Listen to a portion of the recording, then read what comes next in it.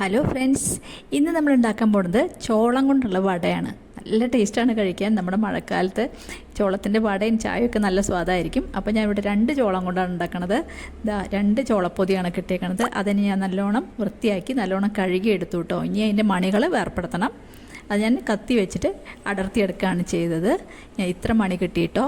ഇനി നമുക്ക് ഈ മണി ഒന്ന് മിക്സിയിൽ ഒന്ന് ചെറുതായിട്ട് കറക്കിയെടുക്കാം.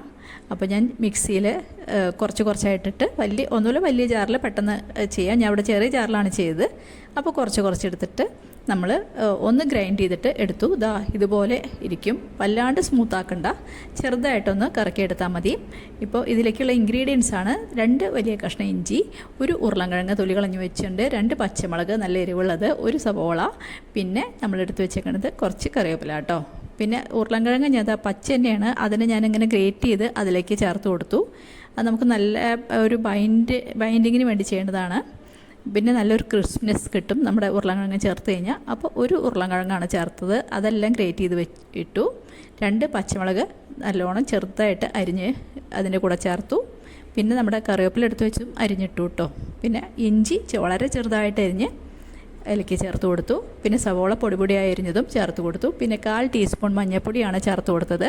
പിന്നെ ഒരു 1/2 ടീസ്പൂൺ കൂടി മുളക് പൊടി ചേർത്ത് കൊടുത്തു. 1 സ്പൂൺ ജീരകം ചേർത്ത് കൊടുത്തു. പിന്നെ നമ്മൾ ആവശ്യത്തിന് ഉപ്പും ചേർത്ത് കൊടുത്തു. ഇനി നമ്മൾ അതിലേക്ക് ചേർത്ത് കൊടുക്കുന്നത് 2 സ്പൂൺ അരിപ്പൊടിയാണ് കേട്ടോ.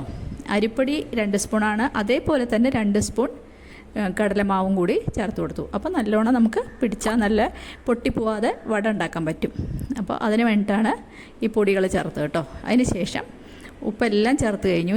ഇനി നമുക്ക് നല്ലോണം ഒന്ന് മിക്സ് ചെയ്ത് വെക്കാം. അപ്പോൾ അതെല്ലാം മിക്സ് ചെയ്ത് അവിടെ വെച്ചു. അതിന് ശേഷം ഞാൻ ഇഡ്ഡലി പാത്രത്തിലാണ് ആദ്യം സ്റ്റീം ചെയ്തെടുക്കുന്നത് കേട്ടോ.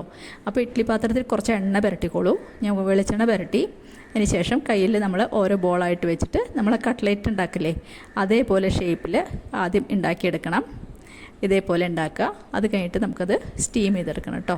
ഓരോ ഉണ്ട എടുത്തിട്ട് നമ്മൾ ഒന്ന് ഷേപ്പാക്കി കൊടുത്താൽ മതി. എന്നിട്ട് നമുക്കൊന്ന് സ്റ്റീം ചെയ്യണം ആദ്യം. അപ്പോൾ അധികം ഇതിപ്പോൾ നേരിട്ട് നമുക്ക് എണ്ണയിലിട്ടും വറുത്തെടുക്കാം. അപ്പോൾ നമുക്ക് ഒരുപാട് എണ്ണ ചിലവാകും. പിന്നെ അത് നല്ലതുമല്ലോ ഹെൽത്തിന്. അപ്പോൾ അത് കാരണം നമുക്ക് ആദ്യം ഒന്ന് സ്റ്റീം ചെയ്തതിന് ശേഷം നമുക്ക് വറുത്തെടുക്കാം കേട്ടോ. അപ്പോൾ ഇങ്ങനെ ഓരോ ബോളാക്കി എടുത്തിട്ട് നമ്മൾ ഷേപ്പ് കൊടുക്കുകയാണ്. എന്നിട്ട് നമുക്ക് ഇഡ്ഡലി പാത്രത്തിൽ വെച്ചിട്ട് അത് ഒന്ന് 10 മിനിറ്റ് സ്റ്റീം ചെയ്തെടുക്കണം. അപ്പം ഞാൻ അങ്ങനെ ഓരോ ഉണ്ടകളാക്കി അതിനെ പരത്തി അതേ ഷേപ്പാക്കിയിട്ട് നമ്മൾ ഇഡ്ഡലി പാത്രത്തിൽ വെച്ചു. അപ്പം നമ്മൾ എല്ലാം എന്താ പറയുക വടയിൽ ഒരു ട്രിപ്പിനുള്ളത് നമ്മുടെ വടക്കുള്ളത് തയ്യാറായിട്ടുണ്ട്. അതൊന്ന് സ്റ്റീം ചെയ്തെടുക്കാം. അപ്പോൾ ഞാൻ ഇഡ്ഡലി പാത്രത്തിൽ വെച്ച് അത് അടച്ച് ഒരു മീഡിയത്തിൽ സ്റ്റൗ വെച്ചിട്ട് ഒരു 10 മിനിറ്റോളം നമുക്ക് സ്റ്റീം ചെയ്യണം കേട്ടോ. ഇപ്പോൾ 10 മിനിറ്റായി. നമുക്ക് തുറന്ന് നോക്കാം നമ്മുടെ വട വെന്തോന്ന്. ഇപ്പോൾ ഞാൻ ഒരു ഫോർക്ക് വെച്ച് കുത്തി നോക്കുകയാണ്.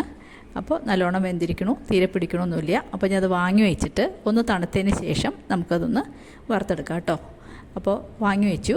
ഇനി നല്ലോണം ഒന്ന് തണുക്കട്ടെ. അപ്പോൾ നല്ലോണം തണുത്തതിന് ശേഷം നമ്മൾ ഇഡ്ഡലിയുടെ സ്പൂണില്ലേ അത് വെച്ചിട്ട് നമുക്ക് അത് പ്ലേറ്റിലേക്ക് മാറ്റാം. അപ്പോൾ നല്ലോണം തണുത്തു. അപ്പോൾ അതെല്ലാം ഞാൻ പ്ലേറ്റിലേക്ക് മാറ്റിയിട്ടോ. അതിന് ശേഷം നമുക്ക് പാൻ അടുപ്പത്ത് വെച്ച് ഷാലോ ഫ്രൈ ആണ് ചെയ്യുന്നത്, ഡീപ് ഫ്രൈ അല്ല. അപ്പോൾ എല്ലാം സുഖമായിട്ട് എടുക്കാൻ കിട്ടി. അതൊട്ടും പിടിച്ചിട്ടില്ല. കണ്ടില്ല, അടിയിൽ എണ്ണ പറ്റിയ കാരണം തീരെ പിടിച്ചിട്ടില്ല. ഞാനിവിടെ പാൻ അടുപ്പത്ത് വെച്ചിട്ടുണ്ട്. നോൺ സ്റ്റിക്ക് പാൻ ഉണ്ടെങ്കിൽ അതിലുണ്ടാക്കുകയാണ് കേട്ടോ ഈസി. ഞാനിപ്പോൾ സാധാരണ പാനിലാണ് ഉണ്ടാക്കുന്നത്. അവിടെ ഞാൻ എണ്ണ ചൂടാകൊണ്ട് ഞാൻ ഒരു 1.5 ടേബിൾ സ്പൂണോളം എണ്ണയാണ് കേട്ടോ ഒഴിച്ച് വെച്ചത്. കുക്കിംഗ് ഓയിലാണ് ഒഴിച്ചത്. ഇനി നമുക്ക് അത് ചൂടായി നല്ലോണം. അപ്പോൾ അതിലേക്ക് ഓരോന്നായിട്ട് വട നിരത്തി കൊടുത്തു. ഇപ്പോൾ അതിൻ്റെ അടിഭാഗം ഒരു 5 മിനിറ്റ് വെയിറ്റ് ചെയ്തതിന് ശേഷം മറിച്ചിടണം, അല്ലെങ്കിൽ ഇപ്പോൾ അടി പിടിക്കാനുള്ള സാധ്യതയുണ്ട്. അപ്പോൾ ഒരു 5 മിനിറ്റ് അടിഭാഗം നല്ലോണം വെന്തതിന് ശേഷം ഞാനത് മറിച്ചിട്ടു. ഓരോന്നായി മറിച്ചിടുക. അപ്പോൾ മോൾ ഭാഗവും അടിഭാഗവും നല്ല ക്രിസ്പായിട്ട് കിട്ടും. അടിയിൽ ഓൾറെഡി വെന്ത് കഴിഞ്ഞതാണല്ലോ. അപ്പോൾ നമ്മുടെ വട തയ്യാറായി തുടങ്ങി. നല്ല സ്വാദാട്ടോ കഴിക്കാൻ. അപ്പോൾ എല്ലാവർക്കും ചോളം കിട്ടുകയാണെങ്കിൽ ചെയ്ത് നോക്കണം കേട്ടോ. ഇനി 2 ഭാഗവും അങ്ങോട്ടും ഇങ്ങോട്ടും നല്ലോണം മറിച്ചിട്ട് നല്ലോണം ക്രിസ്പാക്കിയിട്ടതിന് ശേഷം വാങ്ങിയെടുക്കുക കേട്ടോ. മോൾ ഭാഗം നല്ലോണം മൊരിഞ്ഞ് കിട്ടണം, അടിഭാഗം അതേപോലെ തന്നെ നല്ലോണം മൊരിഞ്ഞ് കിട്ടണം. അതുവരെ നമ്മൾ ഒന്ന് തിരിച്ചും മറിച്ചും ഇട്ട് വട നല്ല ക്രിസ്പാക്കി എടുക്കണം. ഇപ്പോൾ ഞാൻ ഒരു ഭാഗം നല്ലോണം വെന്ത് കഴിഞ്ഞു. അപ്പോൾ ഞാൻ എല്ലാം തിരിച്ചിട്ടു. ഇപ്പോൾ ഒരുവിധം നല്ലോണം മൊരിഞ്ഞ് കിട്ടിയിട്ടുണ്ട്. അപ്പോൾ ഓരോന്നായിട്ട് വാങ്ങിയെടുക്കുകയാണ്. ഇത് വൈകുന്നേരത്തെ ചായയുടെ കൂടെ നല്ല സ്വാദാണ്. ചോളം കിട്ടുകയാണെങ്കിൽ എല്ലാവരും ഉണ്ടാക്കി നോക്കി അഭിപ്രായം പറയണം കേട്ടോ. എൻ്റെ വട തയ്യാറായി. നല്ല ക്രിസ്പായിട്ടുള്ള വടയാണ്. എൻ്റെ ചാനൽ ആരെങ്കിലും ആദ്യമായിട്ട് കണ്ടെങ്കിൽ ഒന്ന് സബ്സ്ക്രൈബ് ചെയ്ത് സപ്പോർട്ട് ചെയ്യണം. അതുപോലെ എല്ലാവരും ലൈക്ക് ചെയ്യണം. ഇനിയൊരു പുതിയ വീഡിയോ ആയിട്ട് അടുത്ത് തന്നെ കാണാം. ബൈ.